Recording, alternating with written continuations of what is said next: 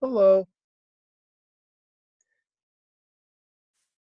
Okay, you should see the desktop and you should be able to hear me. Everything should be okay by now. Let me get the chat window up.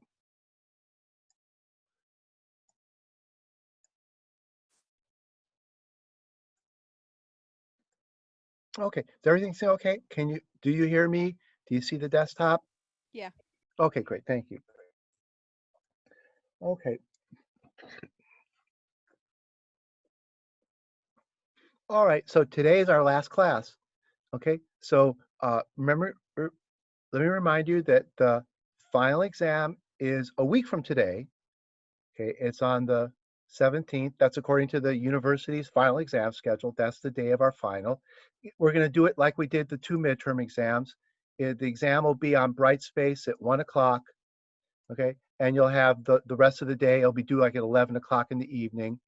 We don't meet for class next week. Classes don't meet during final exam week. So, but on Thursday, the day of the exam, I'll have a Zoom meeting at the time that the class would normally meet. So if you want to show up, you can ask a question about the exam if you have something you want to ask about. Okay. So and also during the day while you're taking the exam, if you want to send me an email and ask a question to clarify problems, that's always fine. We did that with the last 2 exams. A lot of people wrote me emails asking for a little bit of clarity about a problem, and that's no problem. And nobody asked me, how do you do problem 5 or something like that. So I mean, I won't answer questions like how do you do a problem, but people are pretty good about asking questions to ask you to clear up anything that might be confusing, or if you're worried there might be a misprint in a problem, or if you're afraid you're misinterpreting. So it's fine to ask questions like that. So during the exam, during that day, I'll look at my email all the time, and if you have questions, I'll try to answer them right away. And like I say, I'll actually open a Zoom meeting at the time of class, at 3:30. So if somebody wants to ask a question in person, you can. Okay. So the exam will be a week from today. You'll download it from Brightspace. Do like you did with the other exams. Write your solution up, however, what's best for you, and then submit a PDF document to Brightspace. And please submit a PDF document to Brightspace. Don't send me like a zip file of pages. That doesn't work. I can't grade that on Brightspace. And then you don't see any feedback if you send me that. Like if you want to see the result of grading, it needs to be a PDF file. Okay, so so please submit a PDF of your exam back to Brightspace. And pretty much everybody did it the right way on the previous 2 exams. So you know how to do it. Okay. Um, the exam is over the whole semester. So there's the reviews from the first 2 exams. Like I said the other day, download your exams 1 and 2 from Brightspace and look at them. Make sure that you know how to do the problems around those 2 exams. That should be your first thing to look at when you're preparing for the final exam. Make sure you can do those. And then look at these review problems of what we've done since the second exam. We've covered this material since the second exam, and these are review problems. The first batch are about matrices, or I'm sorry, arrays, and then the second batch have to do with classes. Okay. Okay. So review your previous 2 exams and review these problems from the review sheet for the exams, for the stuff we've done since the second exam. Anybody got any question? Anybody got a question about the rest of the course, the final exam?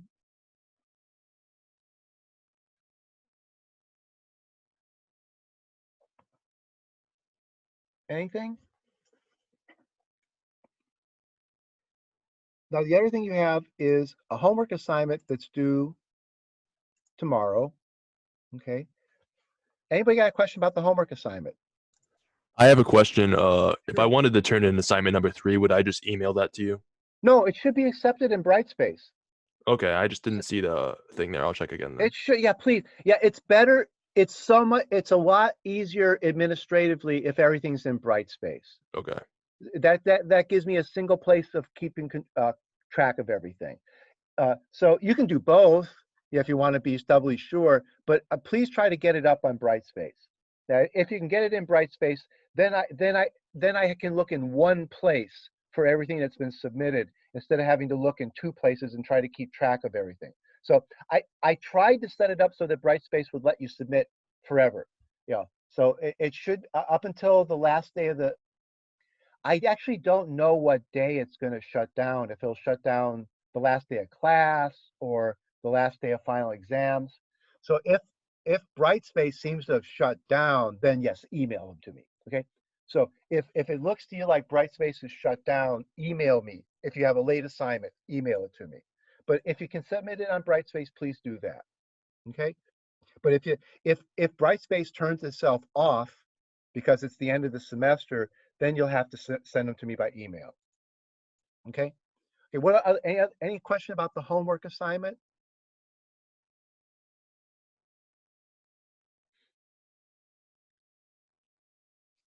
Anything? Okay. If you have, yeah, a bunch of you sent me emails about the homework assignment. I'll try to. I haven't been able to answer email for a few since today because I've been in meetings or classes all day. So after class, I'll try to. This evening, I'll be trying to sit down and answer some questions. But today, I wasn't able to answer any because I've been in either meetings or classes all day today so far. Okay. So all right. Now, next thing is, does anybody have time to look at any of these problems? Anybody have questions about any of these review problems? Like with the review problems in press, I'm not going to give you the answers to the review problems, but if you have questions or if you want me to look at your answers, I'll look at them. So you can look, you can use the Java Visualizer to help you solve these problems. Ask questions about them. But the only thing I won't do is I won't put up a solution sheet for this. But does anybody have time to look at any of these? Anybody have any questions about any particular specific problems from that list?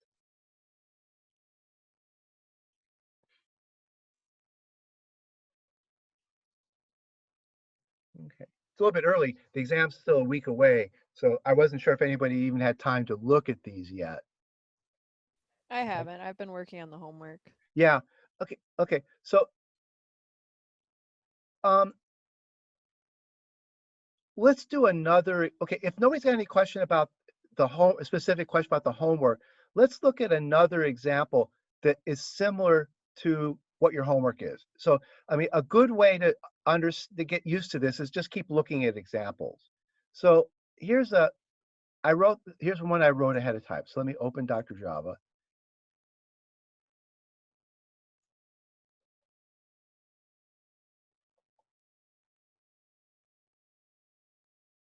This is a good example of why we do object-oriented programming. Okay, so we want to create a temperature class, a class that represents temperatures. Okay, and here's the problem we want to solve. Here's a let me open this in. Let me show you something. This is a famous story. There was an explorer to Mars called the Mars Climate Orbiter. Okay, that crashed into Mars. This was some years ago, but the thing, when it was trying to land on Mars, it crashed, and it was the hundreds of millions of dollars got lost. And the answer, what caused the failure? The failure was caused by kind of a weird software bug. Some of the software was written by Americans in America, and some of the software was written by Europeans in Europe. They weren't using the same units for their numbers. So they didn't, when they saw a number like 10, some people thought that meant 10 foot-pounds of thrust, and some people thought that meant 10 newtons of thrust. So they hadn't coordinated what their numbers meant. And software, the numbers are just doubles. See, double doesn't tell you what it is. You can't say this is a double in foot-pounds, or this is a double in meters, or this is a double in newtons. So what we want to do here is try to give an example of how a class can solve a problem like this. We're going to store a temperature. Now, a temperature could be Fahrenheit or Celsius. Half the world uses, well, more than half the world uses Celsius, and part of the world uses Fahrenheit. So if somebody tells you the temperature is 50, You have to know what scale they're using. And in software, there's no easy way to do that. There's no easy way to say that this is a 50 in Fahrenheit. You have to agree, everybody has to agree that your temperature variable holds Fahrenheit or Celsius. But on your hand, if you use objects, you can do something clever. So let's look at how an object can protect you from knowing whether a temperature is either in Fahrenheit or Celsius. Okay, so here's what I'm going to do. A temperature object is going to hold one number, which is a temperature, and it's going to hold it in Fahrenheit. So the temperature object is going to hold a double, and it's going to represent, the F here means it's actually a temperature in Fahrenheit. Okay. Now, when you have get methods, so and this thing's going to be private. So the only way to know what the temperature is private means that you can't look inside of an object. Private means that let me see. Let me copy this to the Java visualizer. It'd be actually easier to play around with it in the Java visualizer.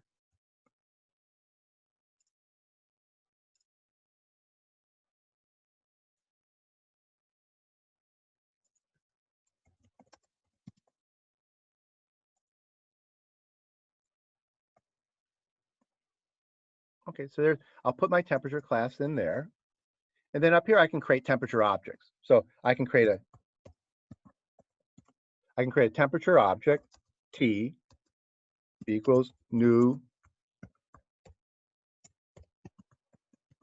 Okay, so I'll create a default one.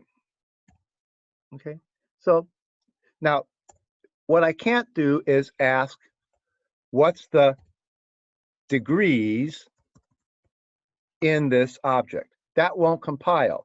See, that's a private field in this object. I can't ask what's T dot degrees F. So this won't compile. Okay. Well, well, I have to do something with it. So I'm going to try to store it in I'm going to try to print it.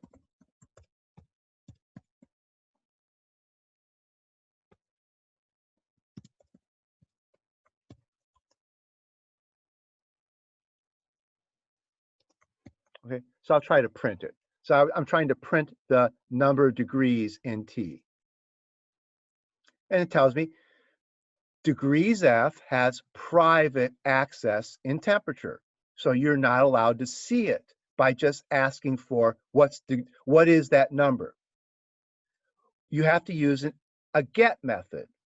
Now here's where things get interesting. When you get it, you have to say either get Celsius or get Fahrenheit. You actually have to say which temperature scale you want the number in. This way, somebody can't accidentally read a number and think it is Celsius when it's really Fahrenheit, or think it's Fahrenheit when it's real Celsius. So I have to do something like this. I have to say T dot, I'll get the Celsius version of it. Okay, so I have to do T dot get temperature Celsius. Okay, now the fact that I have to say here either C or F means that I'm aware that I'm getting that temperature in its Celsius version. Now the get method will do the conversion. The variable is actually really a Fahrenheit temperature, but if you look at this get method, what it does is it calls Fahrenheit to Celsius.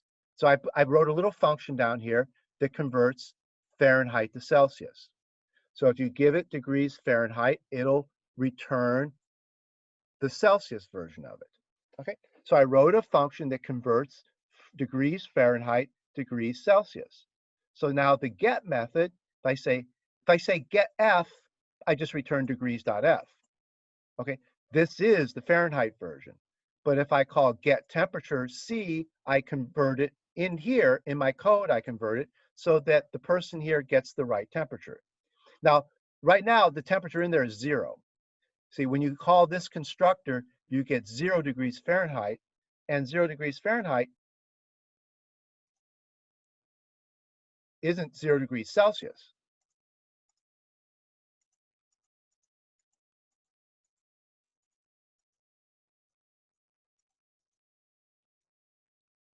Okay, it's negative 17, about negative 18 degrees Celsius. Okay, so 0 degrees Fahrenheit turns out to be negative 17 degrees Celsius. Okay, so this is getting at the heart of what object-oriented programming is really for. Okay, it's so that when I write a class like this, I can kind of take control over the data and make sure that you see the data the way I want you to see it. So I'm representing temperatures. I know there's an ambiguity about Celsius and Fahrenheit. So I'm going to choose to store my temperature in Fahrenheit, but then I'm going to try to make sure you never get confused. If you want to ask me what the temperature in this object is, you have to tell me, do you want it in Celsius or do you want it in Fahrenheit? Same if you want to set the temperature. Suppose, no, I want to reset the temperature. So I'll say temperature dot set temperature. I'll change this to set temperature. And I want to change it to 100 degrees Celsius. Okay, but I have to say what this number, see, now I've said what that number means. That number is 100, but because I'm calling this method, I'm forced to say in the total code here, I'm actually saying what 100 is. Okay, that's really important, because you can't just poke a number in there arbitrarily. You have to go through the set and get methods. Now, if we look at this set temperature method Celsius, what it has to do is convert it from, oh, I'm sorry.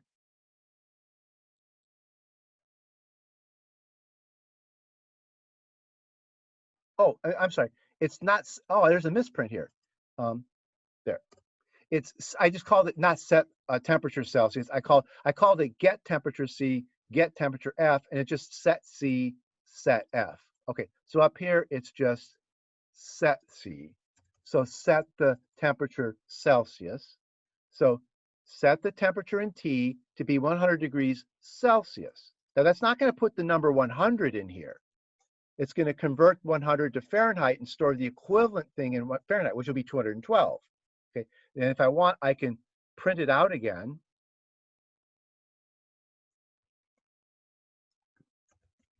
But I can print it out in Fahrenheit, and it should print out Fahrenheit. So let's go and watch this.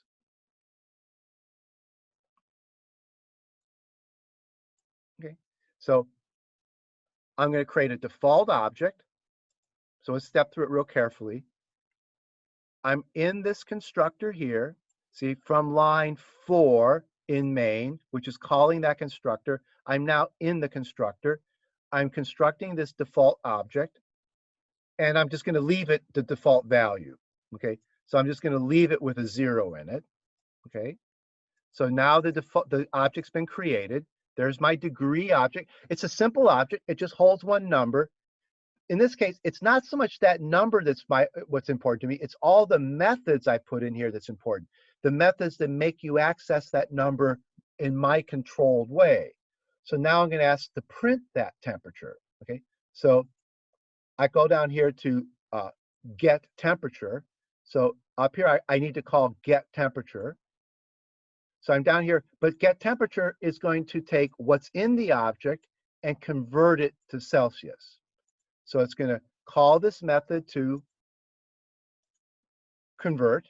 There's the formula for converting from Fahrenheit to Celsius. You subtract 32 degrees and divide by 1.8. Okay, it's a famous formula. Subtract 32 and divide. If you want a rough estimate, you subtract 30 and divide by 2. A real fast rough estimate to convert from Fahrenheit to Celsius is subtract 30 and divide by 2. Okay, in this case, there's the return value. That's the temperature in Celsius of 0 degrees.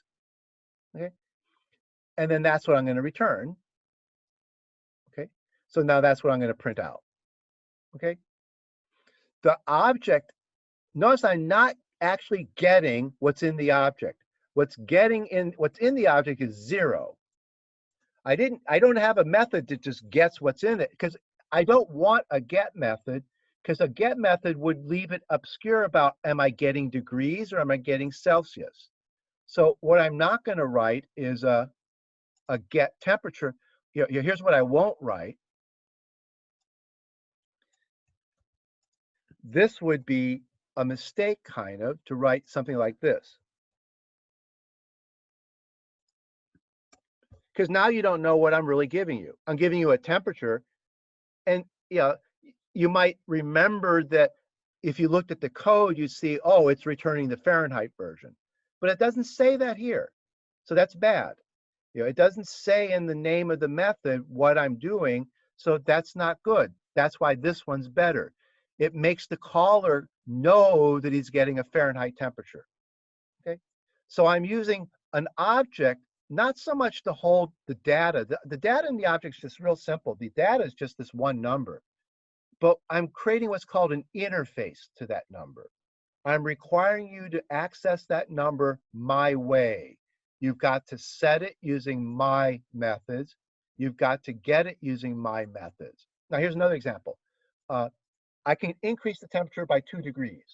So T dot increase, I want to increase it 2 degrees. But what's the problem with that?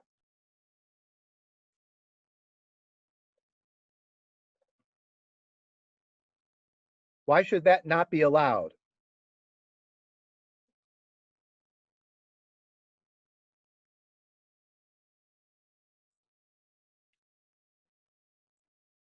What's the ambiguity here? What's unknown?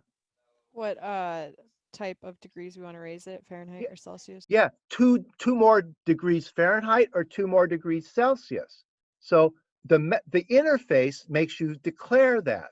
The interface down here says increase by degrees Fahrenheit or increase by degrees Celsius. So I'll go up here and I'll say, oh, I want to increase it by 2 degrees Celsius. So that'll make it 102 degrees Celsius, but it'll make it something a little bit more than 212 degrees Fahrenheit. Okay. Now, if you go down here, what do I do to get that to work?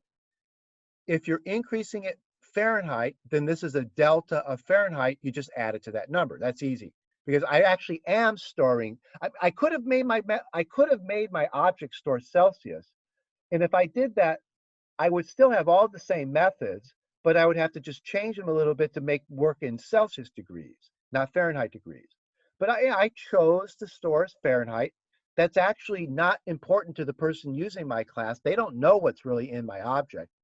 But if I'm increasing it by delta F, I just add delta F. But if I'm increasing it by delta C, okay, what I need to do is take that delta, convert it to Celsius, and then add it, convert it to Fahrenheit, take that delta, convert it to Fahrenheit, then I can add it on to my degree.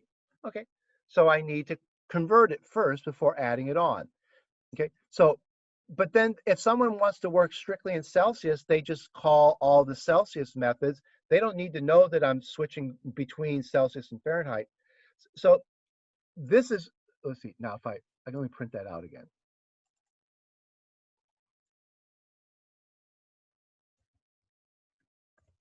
Okay. This is why we have private data. If this was not private, none of this would matter because someone could just look at that number and not even know what it was. They could just reach in there and grab that number. Well, they would see that it says degree F.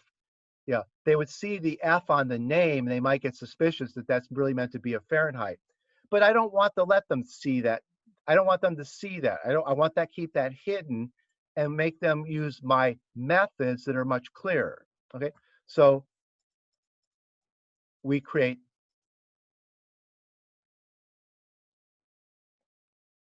Okay, so now we've got a temperature object with degrees Celsius. We printed it. Now here's going to set it to be 100 degrees. Now 100 degrees Celsius is the boiling point of water. For us, that's 212. So we're going to see this guy end up not with 100 in it. He'll end up with 212 in there. So we're going to call set C. Okay, we're in set C. Set C takes this thing and converts it to Fahrenheit. So we're going to call C to F. Okay, so now we're in C to F. We do the conversion. See, we're going to return 212. 100 degrees Celsius is going to turn into 212 degrees Fahrenheit. So we'll return the 212. Okay, so now we've got 212 on the right here, and we're about to put it in the object. So we're about to put the 212. Notice the 212 has disappeared. This return value kind of, it doesn't have a place to sit in here. See, it's going straight from here over to here. So we go back a step, we see that we're returning 212 to line 50. So we're returning that number to that line. So we go forward. Okay, we're back at line 50. The 212 is right there, but we don't really see it sitting there. But we're about to put it in the object. See, now it shows up in the object. Okay, so the 212 is now in the object. So we transferred it from the right-hand side to the left-hand side. Okay, so the 212, so we're keeping track inside the object of what we always, inside the object is always Fahrenheit, even though we can be manipulating it, we think, in Celsius. Okay, if we print it, it'll print 212. Okay, printed 212. Now increase it by 2.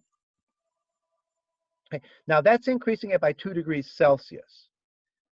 But what's in there is Fahrenheit. So I'm going to have to convert this 2 to Fahrenheit, add that.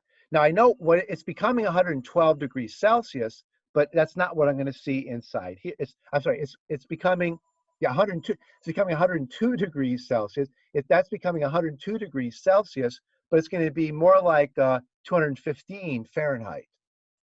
So go down here. I have to convert 2. I have to convert 2 to Fahrenheit. Okay.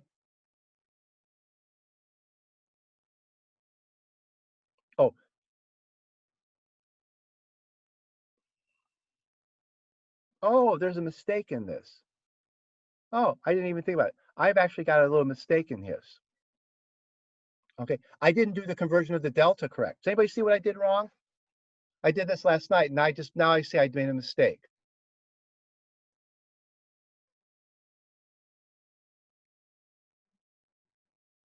Does anybody see it? It's a subtle mistake.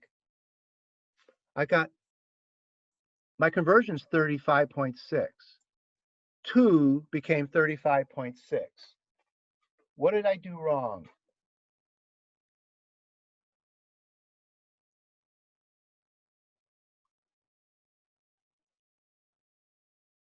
I'm in the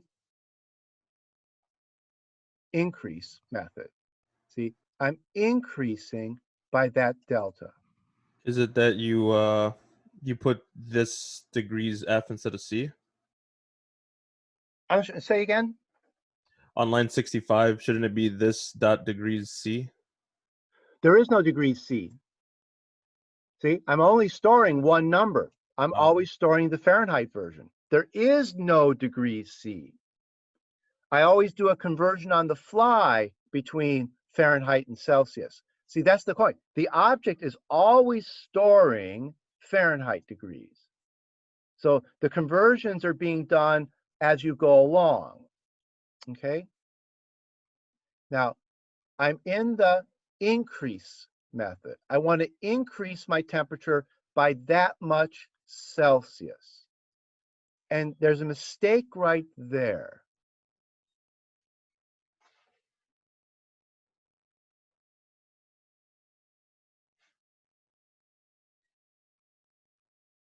See, this one is 2 right now. So I want to increase degrees by 2. I want to increase degrees F by the equivalent amount when this is 2 degrees Celsius. What I did is I converted Celsius to Fahrenheit, but that's a mistake because look what it's returning, 35.6.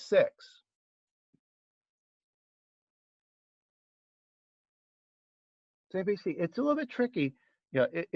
What should I have done? What mistake did I make here in this increase C? How did I get, 2 degrees Celsius is not 35 degrees. A change in 2 degrees Celsius is not a change in 35 degrees. See, a change in 2 degrees Celsius is a change of about 5 degrees.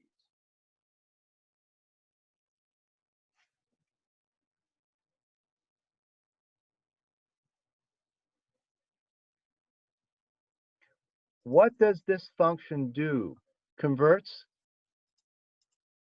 Fahrenheit to, converts Celsius to Fahrenheit. That seems like that's what I would want to do. This is in Celsius, and I need to convert it to Fahrenheit. The trick is it's a delta. The trick is it's a delta. For example, suppose I tell you I want to change by 2 degrees. Okay, 2 degrees Celsius. What is that in Fahrenheit?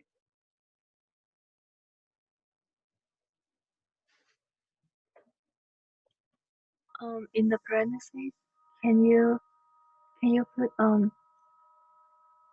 degrees F plus delta C? No, no. First, let's figure out what it's doing wrong. What is it? Why is it making a mistake? It's going to give the wrong answer. Why is it making a mistake? Because it's giving you the numeric value of 2 degrees in degrees Celsius. It's not giving you the change Right. amount. Yeah, it's saying that, okay, the number 2, there's an ambiguity still. There's 2 ways of thinking of the number 2. The number 2 Celsius could be, I want to increase by 2 degrees Celsius, or I could just say what the temperature is 2 degrees Celsius. 2 degrees Celsius is the temperature 35.6 Fahrenheit. But a change in 2 degrees Celsius is a change by only 5 degrees Fahrenheit. Okay. This thing converts you to the scale. This treats this as a temperature, not a delta, and converts it to the scale and says this temperature Celsius will convert to this temperature Fahrenheit. I don't want to convert temperatures. I want to convert this amount of change in Celsius should turn into a different amount of change in Fahrenheit. That's actually what it is I just need this one. I only need this part here.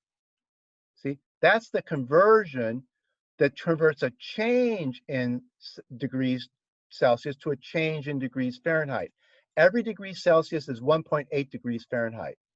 So to fix it, I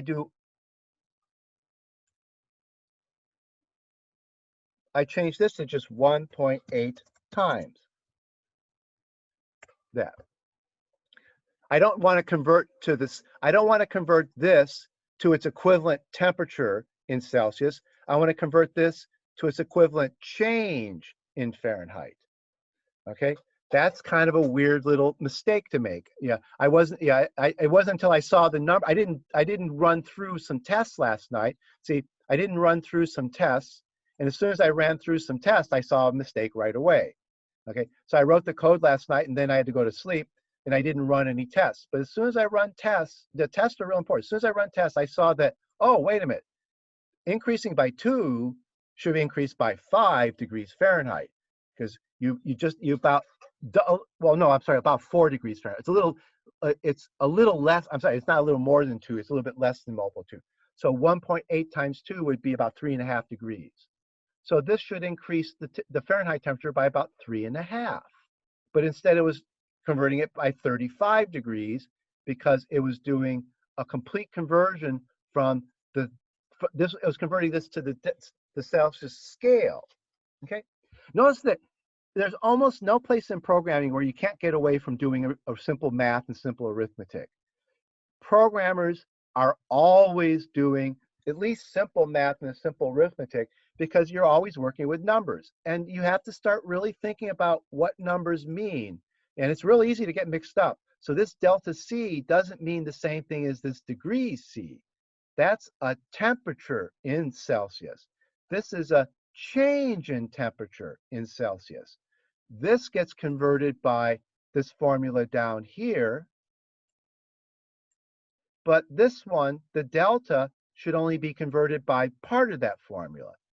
Each degree Celsius is equivalent to 1.8 degrees Fahrenheit.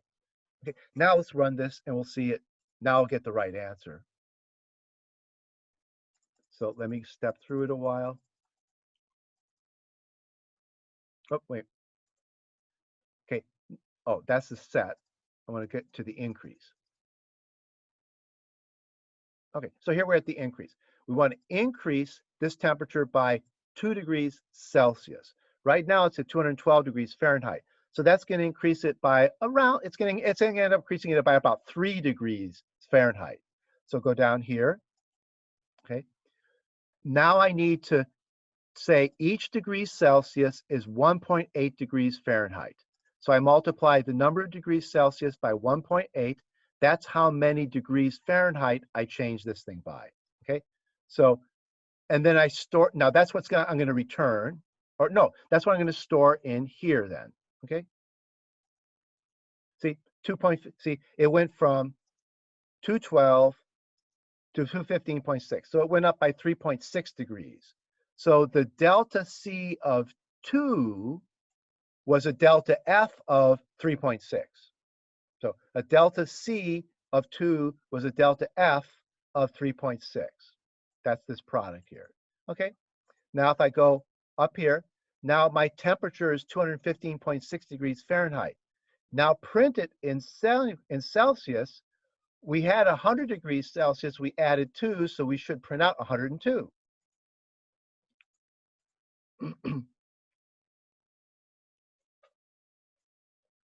Okay, we do the conversion. See, 102. That's what we're going to print out. We just converted Fahrenheit to Celsius. That we were that degree Fahrenheit became that in Celsius, 102, because we added 2 to 100. And so now we're going to print out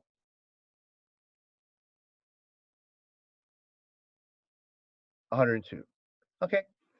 Now, notice it's a simple idea, but it's still tricky. I want to create a temperature class that protects people from misunderstanding whether a temperature is in Fahrenheit or Celsius. Yeah, and that's motivated by this real world example where you literally had a multi-million-dollar software project where some people thought they were using one system unit, and another group of programmers thought they were using a different system of units. They literally just did not communicate what system of units they thought they were using. But the computer program just holds numbers.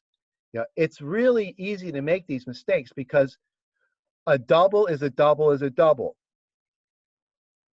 And this has all kinds of problems in software. Like, should you be able to add a social security number to someone's age? They're both ints, but does it make sense to add social security number to age? Well, in a bug in software, that can happen. The social security number is stored as an int, the age is stored as an int, and the mistake might somehow end up adding them together.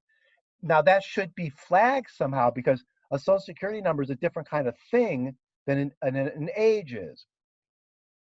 But those are ubiquitous bugs. Those are really, really, really common bugs. Because anything that's an int can be added to anything that's an int, you can add an age to an address. You know, you could have your street address as a number, an int. And so it's an int and your age is an int. You know, you could have a temperature and add it to a weight. A temperature is a double and a weight is a double. In terms of physics, it makes no sense to add a weight to a temperature, but Java wouldn't stop you from doing that if you were writing if you were making a mistake in your code. Like I made a mistake here. I forgot that I was converting a delta, not a temperature. And I have to treat a temperature slightly different than a delta of a temperature. See, I have to pay attention. Now, if I write my software correctly, I'm making it so the people who use my software have to worry about fewer things. If I get all the bugs out of my software, they have fewer things to worry about. They can set the temperature in centigrades or Fahrenheit. They can increase the temperature in centigrade or Fahrenheit. But I have to be careful. A number is a number. I have to know exactly what that number means. Here it meant a change in temperature. Each degree is 1.8 degrees Fahrenheit. Each degree Celsius is 1.8 degrees Fahrenheit. Here, that's an absolute temperature. So I want to convert that absolute temperature to its absolute Fahrenheit temperature. That's this formula down here that converts the degrees to, multiplies the degrees by 1.8, then adds 32 to them. Okay, so my software tries to both protect people and also do these little conversions so that they're done once, and now people don't have to do them themselves. The less people have to worry about these formulas, the better their software is going to be. Okay, so we write objects like this to try to insulate people from ideas. We use a fancy word, we encapsulate. In this temperature class, I've encapsulated the idea of temperature. And I've done it in a way that's independent of whether you want to be in Fahrenheit or Celsius. Okay, you know, if you want to work in Celsius, you call those methods. If you want to work in Fahrenheit, you call those methods. Okay, so you can do, and if you want to do a conversion, you have an easy way to convert from one to the other. Just switch from, you can set a temperature in Fahrenheit, then get it in Celsius, and you've done a conversion. Okay, now let me show you a place where Java has a problem with this. The Java language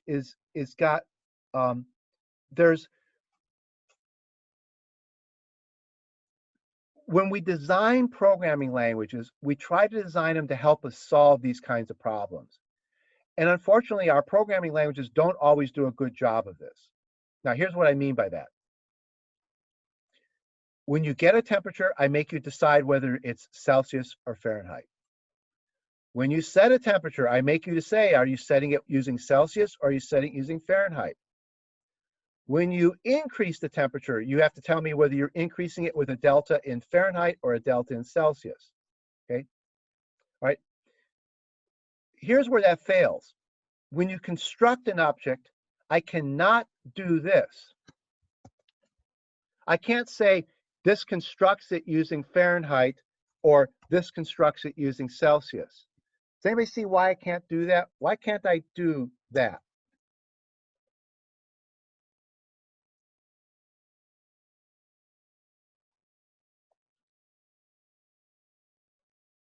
Does anybody see what's wrong with that? What's the rule about naming a constructor? Does Java looks at it based on the parameters? No.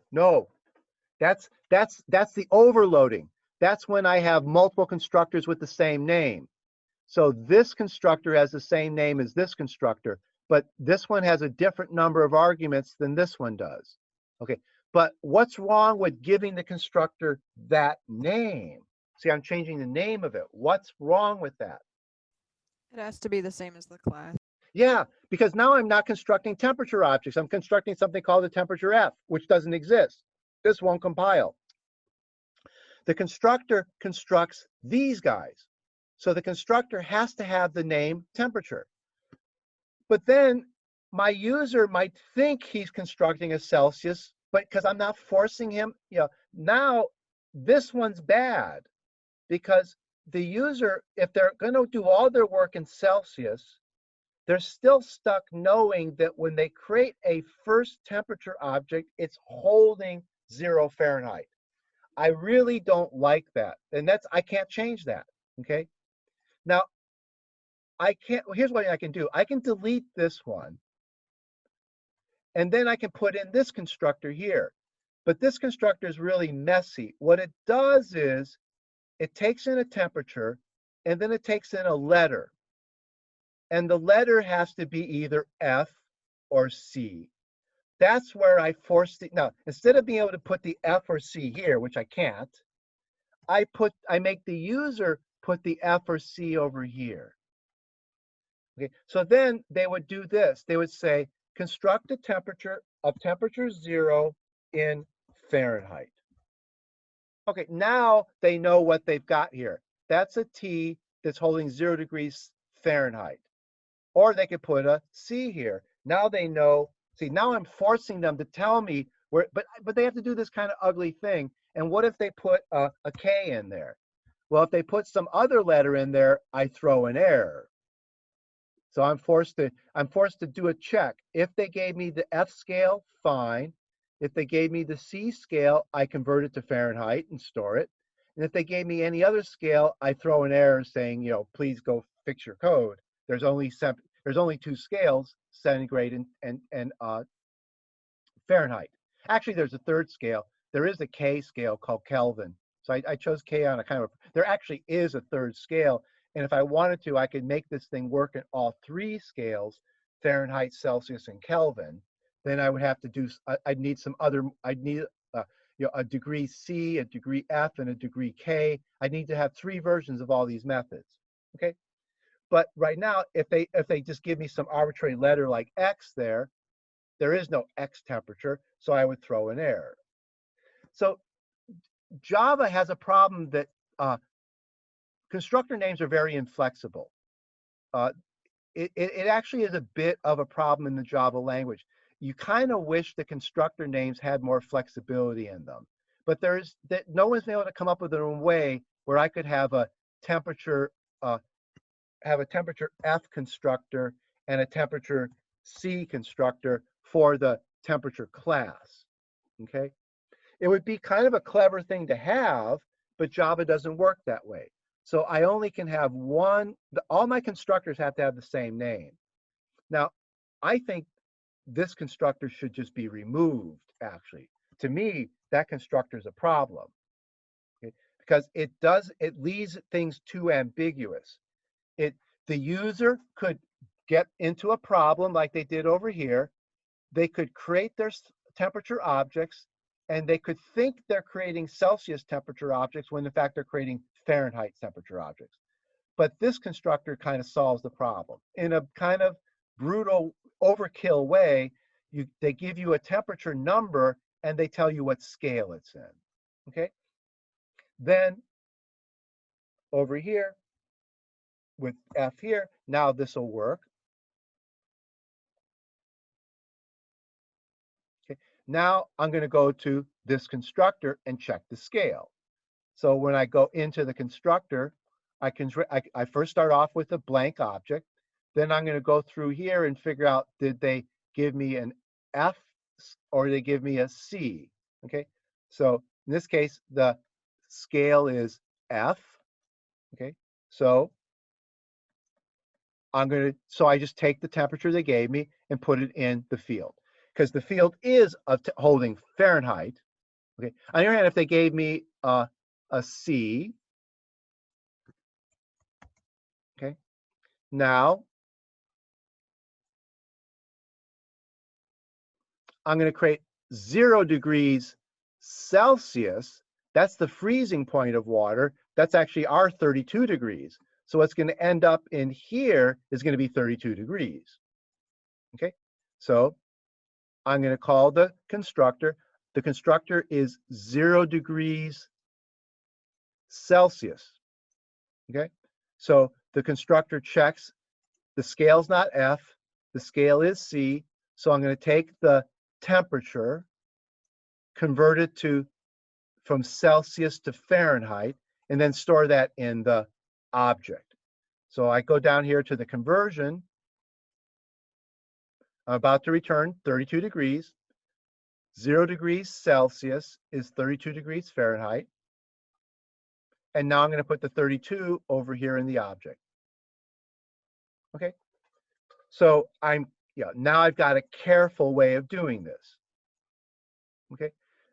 They created a temperature object. They got what temperature they want in there in the scale there that they told me that they want to use. Okay. So this is what real object-oriented programming ends up looking like. Okay. We design our classes to control the data in the object. Here, the data is just one single number, yet there's still a lot of work to do. Notice how interesting that is.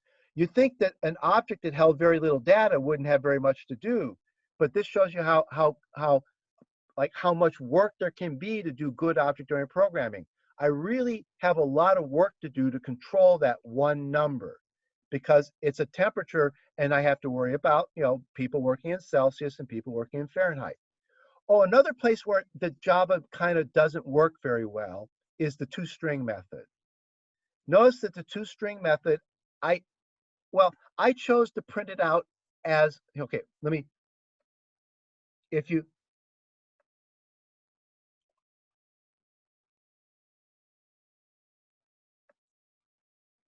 notice here, let me go back here. When I printed them, I got the temperature, and I got the temperature. Now watch this. I'm going to do something a little bit different. Instead of getting the value out of the temperature, I'm just going to say print T. See? Here I said, get the Celsius version of the temperature and print that. Here I'm just saying print T, but that doesn't give me any control over what it prints. That calls the toString method, and the toString method has to make a choice. Does it print Fahrenheit or does it print Celsius? Well, but it's going to print this number, and it's going to put an F after it to point out that it's printing Fahrenheit. So go here to the end. See, 102 degrees. When I printed it out my way, I didn't say, when I did these printouts, I didn't say what I thought those temperatures were. I didn't print the scale.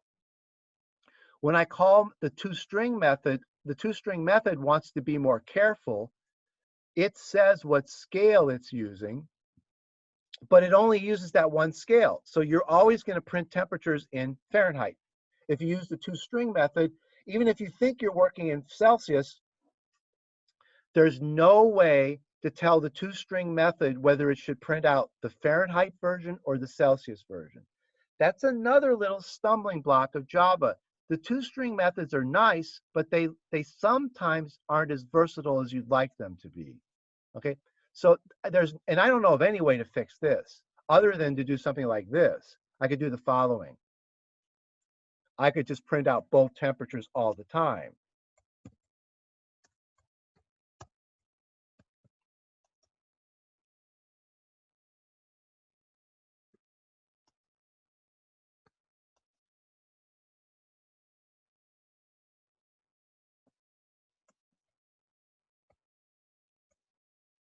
Convert the Fahrenheit to Celsius, print out degrees F,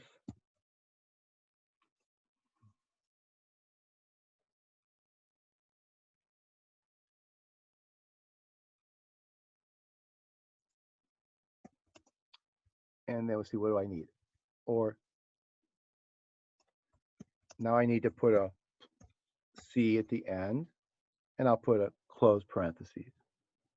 Okay, so I'm going to print out degrees F, and then I'll say or, oh, and I forgot a plus there. Degrees F, and then I'll tack on a or degrees Celsius. Okay. Go to the end. Now you get this kind of, now it's kind of an ugly output. Oh, I got an extra plus in there. Well, what did I do? Where did that extra plus come from? Oh, that's this one.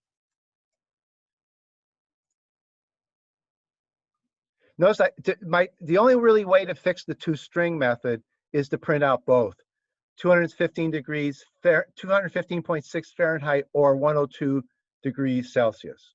Okay, and I could fix that up a little bit better by putting a space right there. But I don't think anybody would really like this as the toString. This is just too much. Yeah, this is too much for the toString to always be printing out 215 degrees Fahrenheit or 102 degrees Celsius. Notice the toString method it got a somewhat similar problem to constructors. The toString method, there's only one of them. Yeah, it's the one that Java calls by default when you print an object, and you can only have one version of toString. Okay. And there's no way to have two versions of toString, one for Fahrenheit, one for Celsius. Okay, and constructors also, their constructors have to have that name. So if you want to have constructors, if you want different constructors to do different things, you have to give them extra parameters somehow. Here, to have it know whether it's constructing an F or a C temperature, I pass this extra little parameter. So I play a little trick of passing an extra parameter that says what that number is. See, that says what that number is, because those numbers don't carry any information. A programming language would be nice if you could do something like declare things like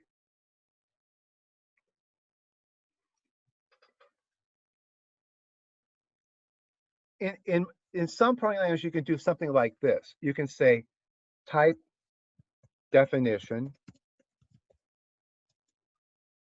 Fahrenheit Celsius equals double. Okay, so now you can declare variables of type Celsius. See, you're creating a type definition. Some modern programming languages let you do this. You create a type definition that says Celsius means double. Okay, and then you could say type definition. Let's see.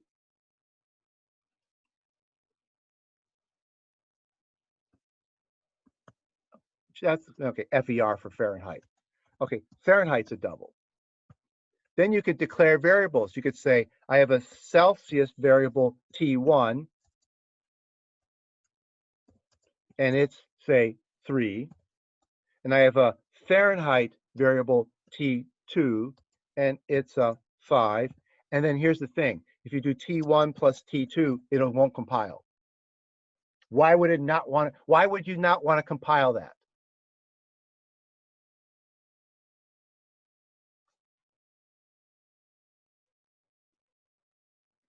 Can you see what are we trying to get at? Why would it be wrong to go ahead and add these? They don't have the same scale. They don't have the same, and here we would say they don't have the same type. One of them is a Celsius and one of them is a Fahrenheit, and so then that doesn't make sense. The language would say if you have different types, you can't add them together. Okay, there are a small number of programming languages. This is actually the future. This is one of the goals of modern programming languages, to let you do things like this, so that you can declare variables to be weight. You can declare a variable of type that holds weights, another variable that holds length. Because right now, if you have a variable, if you have one variable that holds length, it's a double length and double weight. There's nothing to stop you from adding a weight to a length.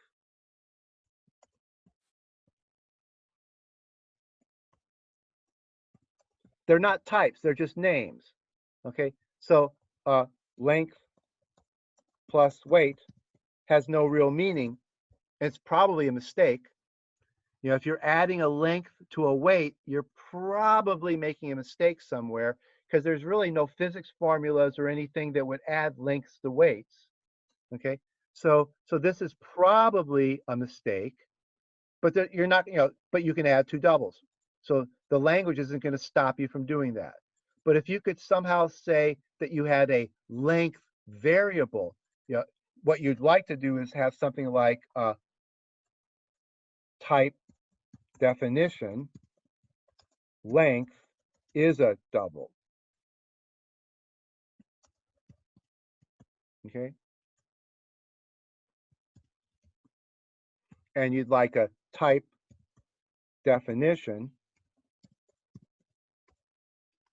weight is a double. Okay. Okay. And then down here, you would just say, you declare the variable that this is a length variable, say L, and then this would be a weight variable W. And then down here, if you tried to add L plus W, you'd get an error message. Okay. To give you an example, the C program language has something called type def. You can do that in C. They shorten type definition to type def. But the trouble is, in C's type defs, you can do that, but this will still compile. You can do that, you can do this, but this will still compile, because it still thinks they're doubles, and doubles always add. So the C compiler lets you create a type called length and a type called weight. You can say that L is a length variable and W is a weight variable, but it's not going to stop you from adding a length to a weight. Okay, so the C language has type def, but it doesn't work the way it should. Okay, because they don't know how to make it work the way, trying to make it work the way it should is too hard. They don't really know how to do that. They let you declare variables like this. You can say that T1 is a Celsius variable and T2 is a Fahrenheit variable, but it doesn't catch mistakes. Okay, but this class will catch mistakes. Okay, they don't do this in the real world because this slows your program down too much. This would be a bad way to do weather forecasting, because making all of your temperature values an object would slow things down. So this is not the ultimate solution to the problem. Like this Mars orbiter problem, the solution was not to use Java and to do this kind of a trick, because that would just make things too slow. What really needs to be done is this. This is the idea that we need eventually, because this won't slow a program down. Okay. So, but this is getting at the heart of what we're trying to do when we write programs. We're trying to write classes that control the data in them to make to do two things: make it easier for people. So I do all the conversions. I do all the tricky conversions, so they don't have to. So I've made things easier for them, and also to control the data to try to prevent errors, to try to prevent confusions. I make sure that they even always tell me Celsius or Fahrenheit. Okay, so I'm writing an object to try to make people's code better in two ways. I write code and debug it so that it doesn't need to be written by them and debugged by them. And I organize the code so that I hope that it prevents errors. Like make sure that everybody tells me whether a number is a Celsius number or a Fahrenheit number. I always make them tell me whether a number is a Celsius number or a Fahrenheit number. So I'm always making them say what their numbers are. Okay. So now those are tricky things. That's what object-oriented programming leads into. And the bottom line is private. The heart of it is private. Make everything in an object private, so that the only way that anyone can see the data in the object is to call your methods. But then your methods can filter the data whatever way they want to. Your methods can manipulate the data and send out to the real world a filtered version of the data. So the data coming in gets filtered and the data going out gets filtered. That's the way we think about it. Our object holds private data. Anything that comes in, we double check it and do what we want with it before we store it. Anything that goes out, we manipulate it before we send it out so that we send out what we want to send.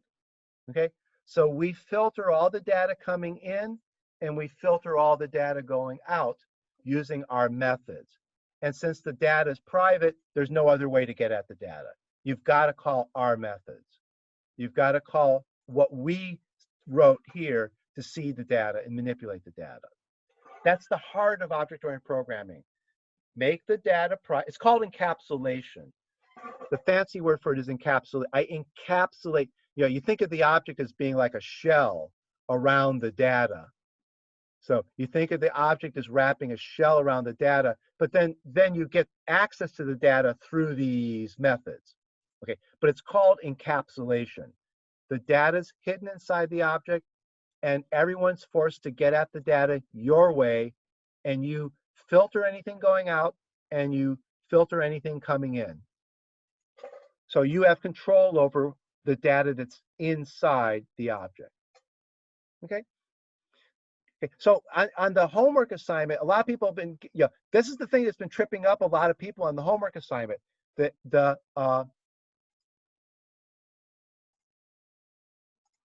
use of private. And that's why that was the point of the homework assignment, was to try to make sure that you saw using this. I wanted to make sure that you had to go through all the pain of making sure you understand how to do these things. So for example, in a point, the data is private. Okay, so you cannot type p.x except in the point class. In the point class, I can type p.x. But that's because I'm inside of the point class. When you're inside the rectangle class and you've got a point, like one of the things you have to write in the homework assignment is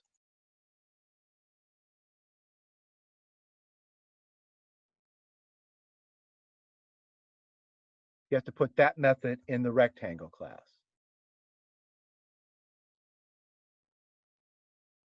Okay, so that method has a point parameter. Okay, p dot x isn't going to work here. Okay, because you're not inside of the point class. See, p dot x works inside the point class. P dot x won't work here. Like if I just try to compile this now. Oh, well, it won't compile because it's not. Oh, let me see. If I put a semicolon at the end, maybe. I have to do something with it. Let me just print it.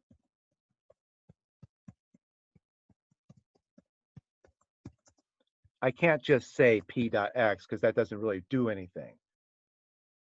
There. X has private access and point. See, I can't do p dot x. So if I'm outside of the point class, I've got to do p dot get x. And it's a method call, so I have to put the parentheses. See, that's fine. See? So the point class protects its data. The point class protects its data. Not that there's really that much to protect here. Unlike the temperature class that had a lot more to worry about. Is the temperature Celsius? Is it Fahrenheit? Okay, an X is an X and a Y is a Y. There's no scale to convert between. So the actual making of these private doesn't really play that big of a role here. Okay, there's not a, and this is an example where the data doesn't really need to be private. I could have got away with making these public because there wasn't really anything to filter when data comes in or data comes out. X is X and Y is Y. There's really nothing to do with them. Okay, so there's really nothing to filter when data comes in or to filter when data goes out, but I still made them private. That forced you, when you're in here, to do p.getX and p.getY. Okay, same with the circle class. Inside the circle class, circle holds a point as its center, but you can't type center.x here. Okay, you can't, inside here doesn't mean work. Okay, if you need to know what the center, what the x value of center is, it's got to be get x. And similarly, okay, you can't ask for center.y. It exists, but it's hidden from you. Center is a point. The point does hold an x and a y, but they're private. So when you're over here in the circle class, you've got to obey the rules of the class. The point class says, ask me for the y value. You can't just have it automatically. It would, again, this one didn't, if I made these public, it really wouldn't mess anything up. The point class wouldn't break if I made these public. The temperature class would break if I made this public, because then there would be no control over whether you were working with Fahrenheit or Celsius. You could just do anything you wanted with that number, and you could put Celsius degree temperature. You wouldn't really know it. You'd be back to just calling this a double. You would have no idea what it really holds. The fact that I know it holds a Fahrenheit is because I made it private, and then I very carefully always manipulated it so that what's stored in there is always the Fahrenheit version of things. So that's done by very carefully down here controlling filtering the numbers as they come in and go out. Okay, but the truth is, point doesn't really matter. Okay, same with circle and rectangle. The fields here don't really have to be private, but I made them private for you to practice. There is no real filtering of the x, y, width, and height here. An x is an x, a y is a y, a width is a width. Well, I could have made it so that width has to be a positive number and height has to be a positive number. I could have put into this the idea that you can't have rectangles with negative width and negative height. That kind of doesn't make sense. So there could have been a requirement in the code that this is a positive number and that this is a actually doesn't have to be greater than or equal to 0. So now that would, if I want to make that kind of a requirement, if I want to further require that width must be positive and height must be positive, then I would have to do that by checking these values. I'd have to filter what comes in. I have to make sure that this one that came in was positive. And then I would also have to worry about things like grow. I'd have to make sure that you didn't grow something to have negative width and negative height. I didn't throw that into the assignment. That would be like the next step in this assignment. It would probably be, if you were doing this for real, you would want your rectangles to not allow negative widths and negative heights. So then you'd have to protect that data as it's coming in and going out, mostly as it's coming in. If somebody grew the width, you wouldn't want them to grow the width by so much. You can shrink the width, but you shouldn't shrink it so much that it becomes negative. You can shrink the height, but you shouldn't be allowed to shrink it so much that it becomes negative. Okay? So that would be an example where the rectangle class would need at least those two private to enforce that case that it doesn't make sense to have a negative width, it doesn't make sense to have a negative height. Notice that x can be anything. If you have a point in the plane, any number can be the x-coordinate of a point on the plane. And any number can be the y-coordinate of a point in the plane. So there's really nothing to filter on these two things. Now in the circle class, where in the circle class could you put a filter? Where in the circle class would you maybe want to restrict something?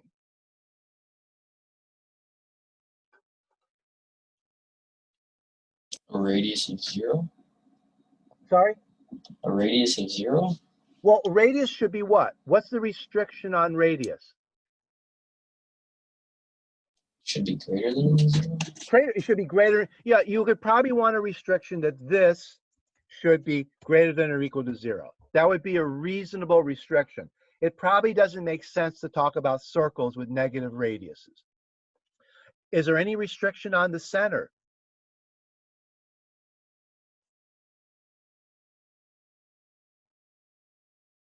No. No, any point in the plane can be the center of a circle. So this, you can make this public because there's really nothing to worry about there. But you can make this one private because, well, now if you make this private, then you can control that the radius is never negative. Okay, and then you would have to worry about that when somebody grew the radius. So when you'd have like the grow to or grow by for the radius, you'd have to make sure that that's not a negative number. You'd have to make sure that that doesn't decrease the radius so much that it becomes negative. This can decrease the radius. This can be a negative number that would shrink the radius, but you couldn't shrink it so much that it became negative. So that would be protections you put into that class, like the temperature class has protections. That's the next level of object-oriented programming, to go from just understanding how to use the mechanics of object-oriented programming to seeing how to design objects so that they enforce protection of the data. Enforce that radius can't be negative. Enforce that width and height can't be negative.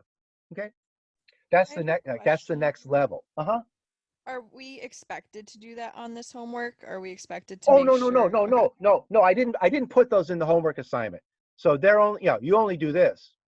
Okay, so I can assume that they're going to give us proper numbers. For all of No, you just assume, you just take the numbers they give you and do whatever you're told to.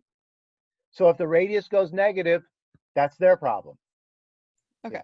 Yeah. So, but yeah, if you wanted to, you could try doing that. If you wanted to add that extra code, that's good practice. That's the next step to this topic. But I didn't want to make this assignment too complicated. So I didn't put those requirements into here. But those would be the next thing. Width and height can't be negative. Radius can't be negative. That would be the next thing to make this assignment part 2. That would be part 2 of this assignment if there was going to be a part 2. Okay, think about it, because if you take the C++ class next semester, this is the kind of stuff, you'll go on and you should start seeing this more, the next step in object-oriented programming.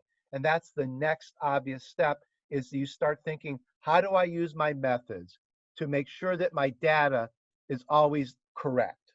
How do I make my methods keep my private data always correct, whatever correct means, okay? Here, correct means that the radius is positive.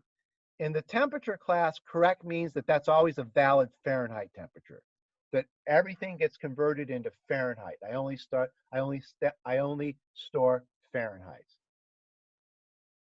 Okay. Okay. So we reached the end. So let's see. Is it?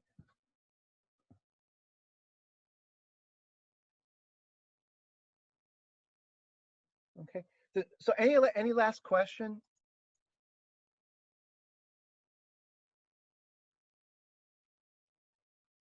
Okay. As you work, yeah. Again, the trickiest part of the homework is that these are private. They're private on purpose. That makes you use the get methods. Okay. That makes you use those methods when you're writing rectangle and circle. You have to use the get methods and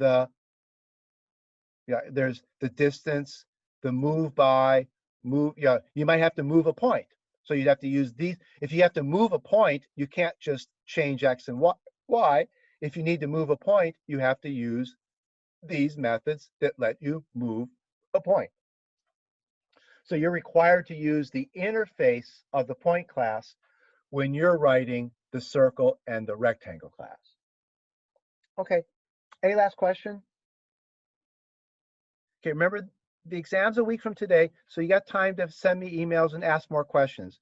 So if you have more, if you have questions, send them over time. You got a week to prepare for the homework assignments due tomorrow, and then after the homework assignments due, then you can start looking at the review problems and get ready for the exam. Okay, so the homework assignments due tomorrow, and then I expect after that, then you can maybe start looking at these review problems.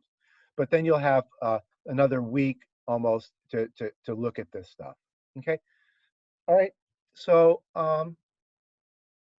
good luck on your with all your other classes and with your homework and with your final exams. Okay, and have a nice vacation. Have a nice Christmas. I probably won't see you in my classes next semester because I'm not teaching the C++ class. I'm teaching more advanced classes next semester. So I probably won't be seeing you next semester, but probably next year. Okay.